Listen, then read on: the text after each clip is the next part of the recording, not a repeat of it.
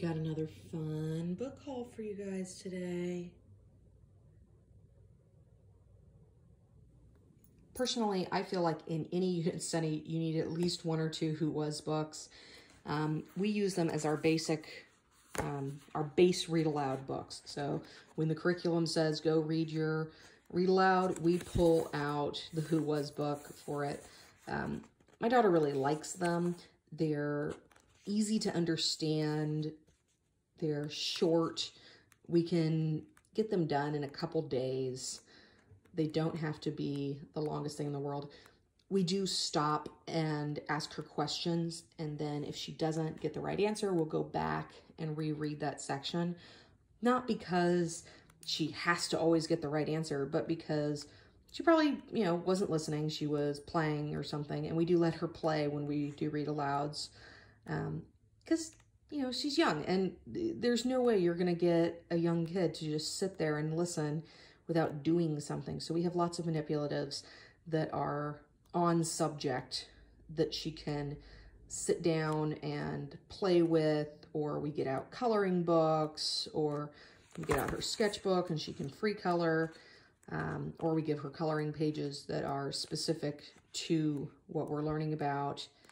And that way she can just, have some tactile time and play and craft while she's getting the information.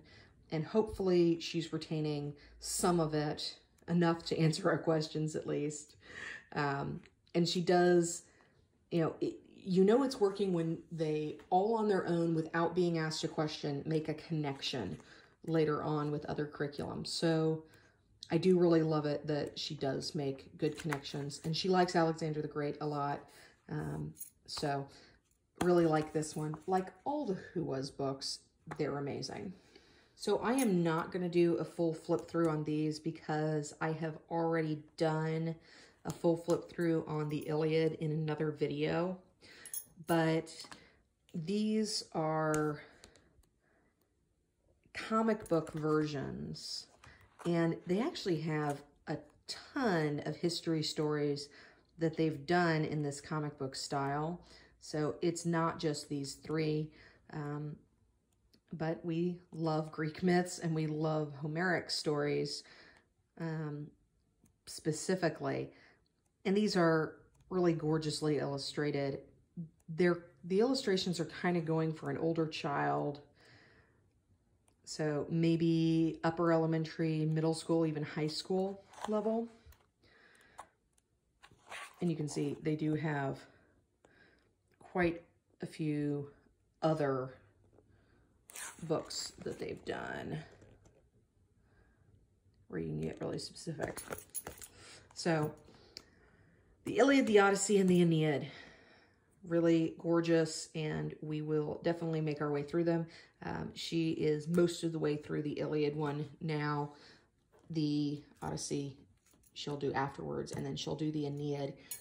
We're kind of at a moment right now in our homeschool where we're between Greece and Rome. We're finishing up Greece, but we're going back and spiraling back through Egypt and starting to touch on some Rome stuff. So we're kind of in a free fall at the moment, just playing around with different stuff. But we'll get back to it hardcore, and we'll probably start with the Aeneid for Rome so that she gets some of that foundation myth. Always good to throw in something fun, something that is purely adorable and bright colored and goofy when you have a day where they really just don't want to do school and they just need something fun and colorful and goofy. I'm going to go with goofy again. So this is just focusing on Greek and Roman monsters, and it's really cleverly illustrated. It's not scary, and she does find, she's young, so she finds a lot of the monsters scary, but they're not in this because they're adorably illustrated. And the descriptions, I wouldn't really even call them stories. The descriptions of the monsters are very short, and we can pull it out and read one or two, or, you know, as many as she needs before she's satisfied. And she can, you know, get her little brain break from real schoolwork. It's not that these aren't real, it's just that they're lighter than some of the other stuff we do. But they even include unicorns. And if you have a little girl, you know that unicorns are the most important thing in the entire world. So it does give them a really cute little quiz at the end. So anyways, highly recommend. Really beautifully illustrated, adorable book. So this is Usborne's Greek Myths. I did get it used, so I think this was an old library copy from somewhere. It's cute and little. I like the size of it. You could easily throw this in your purse when you go out to the park or something and be able to whip it out and read them something while they're playing on a swing set. So we've read through quite a few of these. They're short. They're nice little stories. The pages, I would say they're illuminated rather than illustrated. They do have drawings, but they're not specific exactly to what's going on in the story, because the stories are so short and the pages are so small. But they're very pretty, and she, you know, if you've seen my other videos, she loves Greek myths, so she actually knows a lot of these myths now, so she's getting it. She's getting them from several different sources. She'll watch a video, she'll hear a story from a book, then she'll hear a story from a different book, then she'll read a comic book, then we'll hear a story on the audio from Story of the World. So she just gets the myths over and over and over. And I think that's really important because it focuses in on what life was like back then. Not that the myths were real, but it gives you lots of little tidbits about how their society was organized. And knowing the different Greek and Roman gods does come up over and over and over through school. So I do think it's important. We do have more of a classical approach to things, so I like her having that foundation.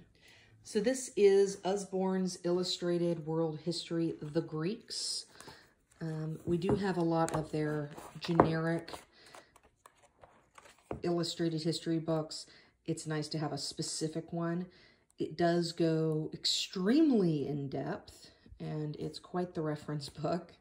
It's not something I would necessarily want to sit down and read the whole thing, but, you know, we did a little craft where she made some red figure pottery, and it was nice to be able to pull this out and read while she was making the pottery, and kind of show her different pictures for inspiration.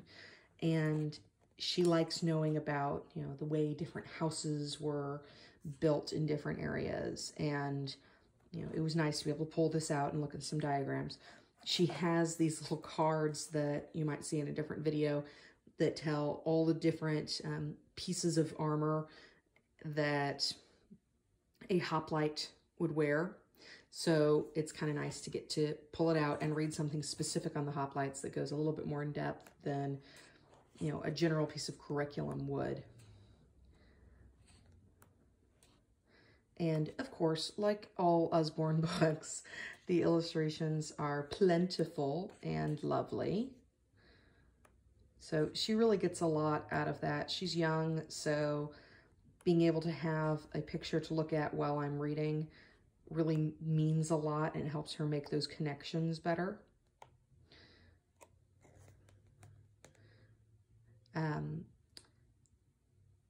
We did make a model of a temple, so it was nice to be able to have some references. You know, not all temples are the Parthenon. So what were some other temples like that were smaller that, you know, an everyday person might have gone to? So there you go. And it has lots of reference stuff at the back. This is Bright-Eyed Athena, Stories from Ancient Greece by Richard Wolff. And well, I guess I should flip this direction if I can, so that you can kind of go in order. So it is just a bunch of really great myths. It does have really lovely photographs and illustrations in here.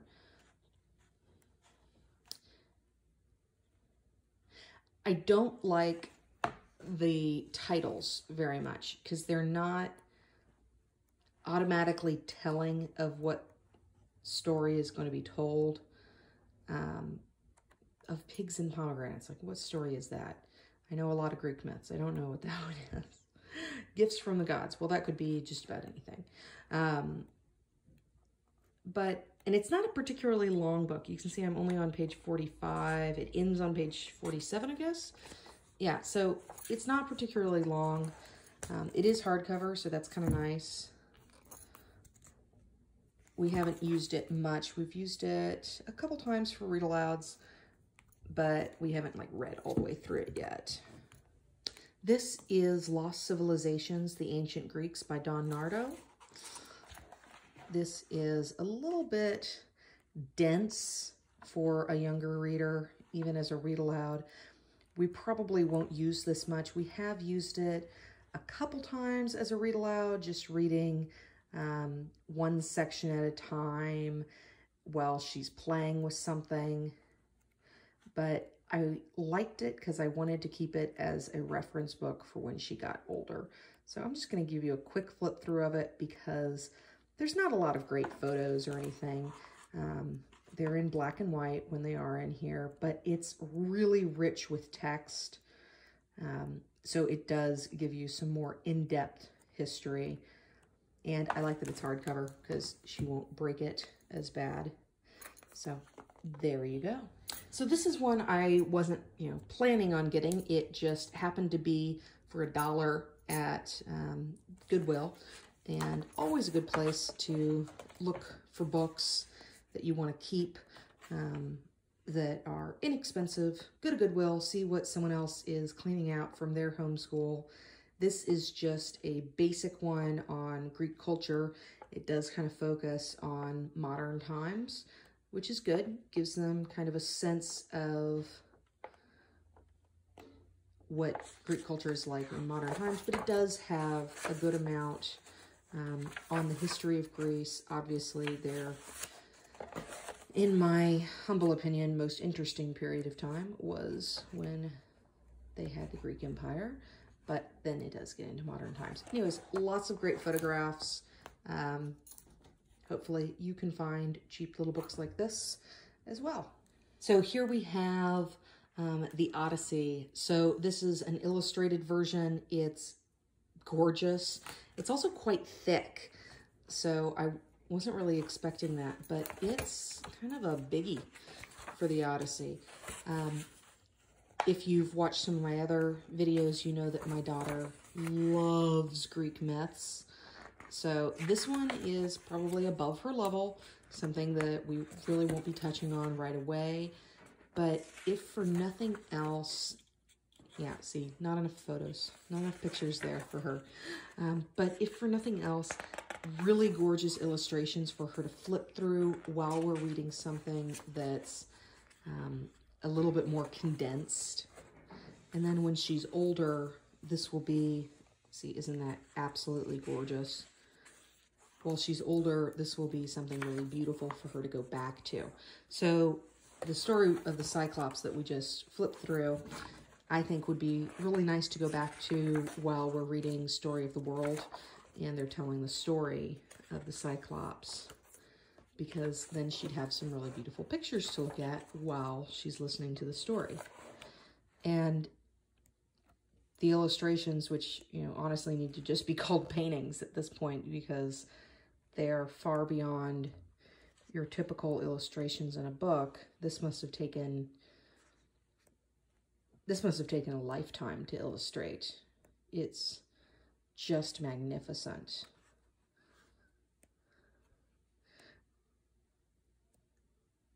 think the illustrations could really bring things to life in a way that you just don't get when you're just listening to the story, even if your imagination is pretty good. But you can see that there are plenty of pages that don't have full illustrations, and it's mostly text. So I do think that's kind of for an older kid. All right. Next, we have 2 Eyewitness books. Sorry about the camera shaking there. 2 Eyewitness books. One is more of a generic on all ancient civilizations. It's the Eyewitness Visual Dictionary of Ancient Civilizations. And if you're familiar with Eyewitness books, this looks like all the others. Lots of really amazing photographs that are all diagrammed out and show you what everything is in excruciating detail. So really great for creative, inquisitive minds that want to do a deep dive into kind of some object studies. Now, this goes through lots of different ancient cultures. You know, if you've seen some of my other videos, I do try to find things that aren't incredibly Eurocentric or Western-centric. And I do like that this goes into the Olmecs, Mayans, and the Aztecs.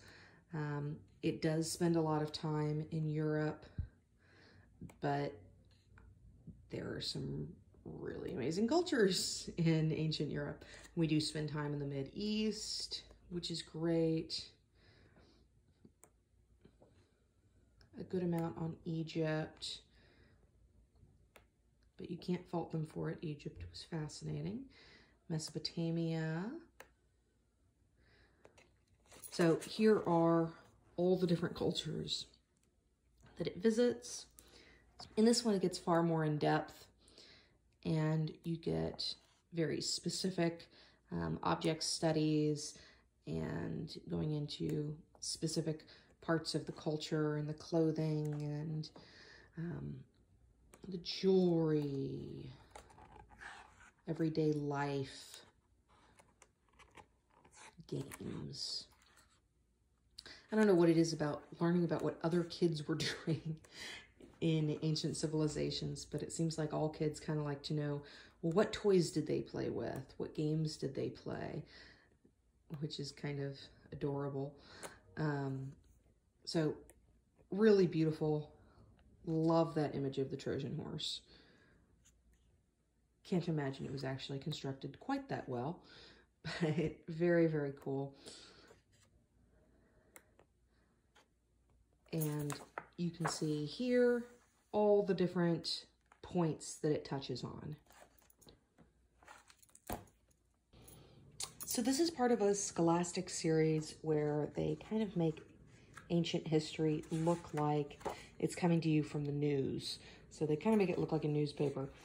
I really like these because it does present the information in kind of a different, more creative way. It is still really great information. So you can see we have this really gorgeous map. It gives you your table of contents in kind of more of a newspaper way. And it gives you little articles. And the headlines are really cute. So I wanted to give you a bit of a flip through of this in case you were considering it. We have another one on Rome that we quite like as well. I do like the illustrations in this. I think they're very high quality, and I love all the maps. I am big on maps. We do a lot of map study in our homeschool, so it's really nice to be able to place things geographically. You know, I kind of think back to all those aha moments that I had when I was a kid. And one of them was in 6th grade geography when they started having us just copy out maps.